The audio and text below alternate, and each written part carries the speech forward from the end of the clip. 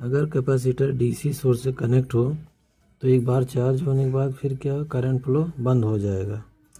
लेकिन अगर वही कैपेसिटर एसी सोर्स से कनेक्ट हो तो क्या होगा, पॉजिटिव साइकिल में चार्ज होगा और नेगेटिव साइकिल में वो डिस्चार्ज होगा। तो अगर हमें वोल्टेज का इक्वेशन पता है एसी सोर्स के केस में, तो हमें करंट का इक्वेशन फाइंड करना है। तो इसको कैसे करेंगे, तो इस सर्किट में हम केवीएल अप्लाई करेंगे। जैसे यहाँ पर वोल्टेज QIC है, यहाँ पे वोल्टेज VT है, तो applying KVL Kirchhoff voltage law we get क्या हो जाएगा, यहाँ से QIC is equal to VT, VT means VM sine omega t. तो यहाँ से हो जाएगा Q equal to VM into C sine omega t.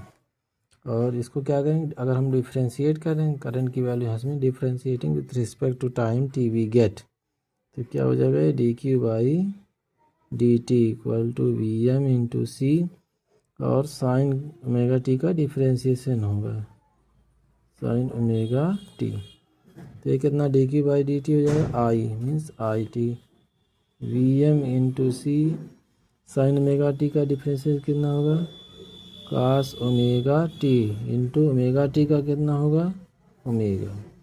तो यहाँ से आ जाएगा VM into omega C cos omega t. और इसको हम क्या लिख सकते हैं, VM ओमेगा C को लिख सकते हैं 1/ओमेगा C, फिर ओमेगा C और ये हो गया कास ओमेगा टी।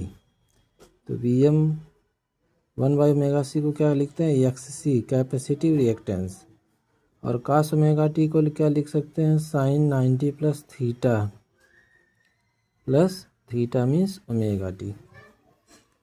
अब देखो VM/XC क्या होगा, करंट होगा, और करंट कौन सा, IM, और यहाँ इसको हम क्या लिख सकते हैं, साइन ओमेगा टी प्लस π/2। तो यहाँ से हम देख सकते हैं जो करंट है वोल्टेज से क्या है, फेज में π/2 आगे है।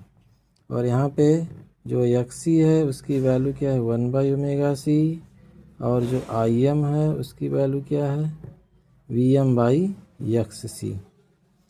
तो अब अगर हम वोल्टेज और करंट के बीच ग्राफ प्लॉट करें, तो ये अगर वोल्टेज का ग्राफ है ओमेगा टी के साथ, तो करंट का क्या होगा, π/2 से आगे चलेगा। तो अगर यहाँ से करंट स्टार्ट हो तो जब वोल्टेज मैक्सिमम तो करंट जीरो, जब वोल्टेज जीरो तो करंट नेगेटिव मैक्सिमम, जब वोल्टेज मैक्सिमम तो ये जीरो। इस तरह से ये करंट का ग्राफ हो जाएगा IT का, और ये